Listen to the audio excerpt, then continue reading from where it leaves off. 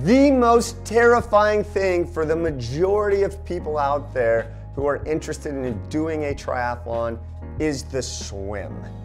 The swim is frightening for so many people, and not just because swimming is hard, but because you're probably going to swim in open water. Hi, I am retired professional triathlete, CEO of Diamond Bikes, TJ Tollakson, and I've got a guest with me today, Simon Shi, world-class swimmer turned world-class pro triathlete, newest member of the Diamond Factory Racing team presented by Good Life.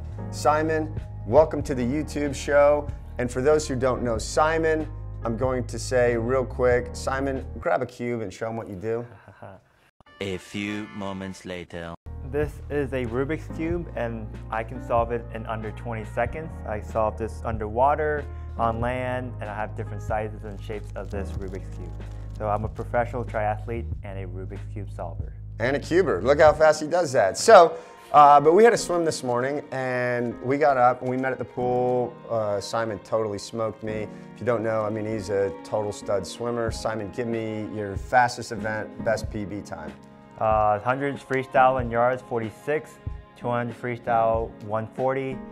200 IM long course, 204. 200 butterfly long course, 205.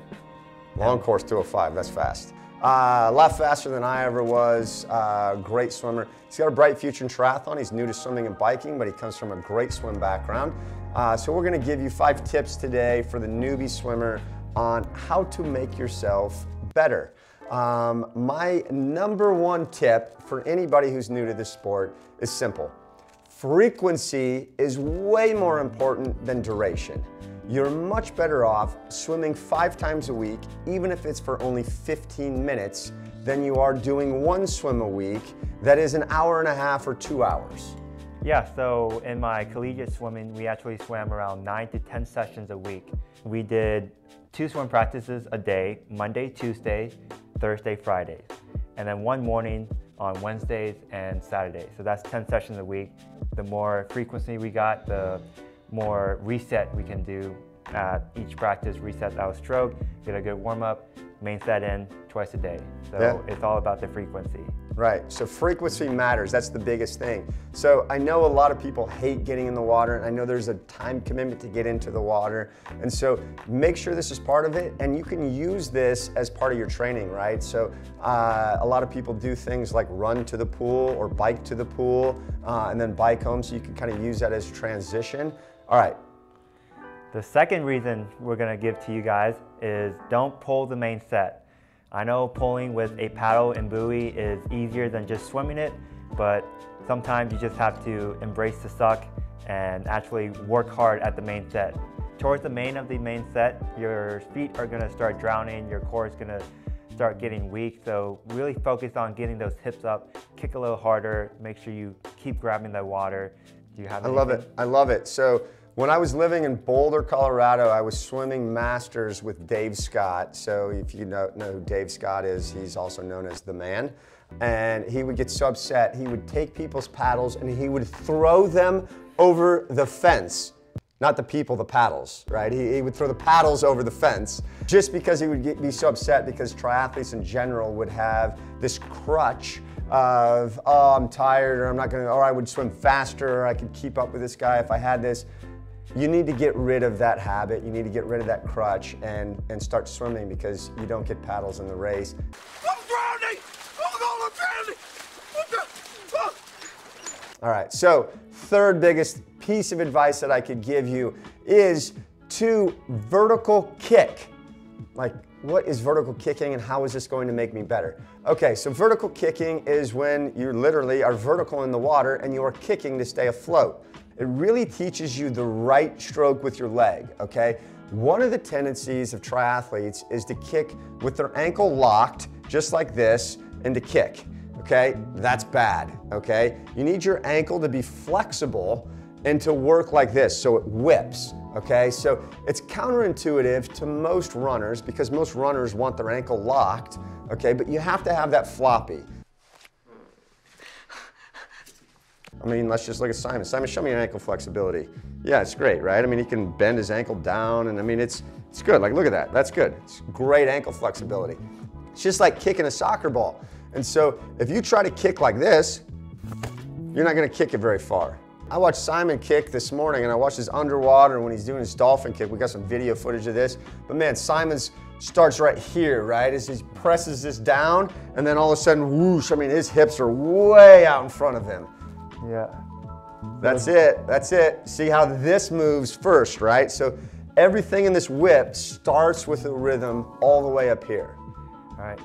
Now the fourth tip is to swim with other people or swim with a team. It's so much fun to swim with other people. You're not doing it alone. You can push each other in the pool and not have to worry about like giving up on your own, going to the pool by yourself. It's a lot more fun to do that, and I grew up swimming with a team since elementary school. So elementary, middle, high school, college was all with a team.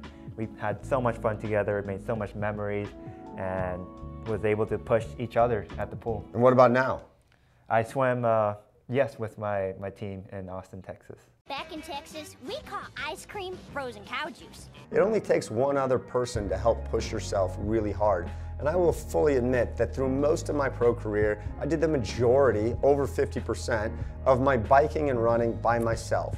I did very, very little swimming, like less than 10% probably, solo throughout my whole career. And the reason for this isn't because I needed more help in the swim or anything else. It's because I can push myself so much harder when I have somebody else swimming with me than I can if I'm swimming solo.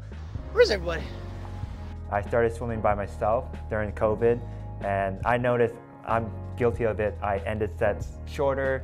I just got in the pool, did a 500, and I had a 3,000 set plan, but I just got out because I had no motivation. So right.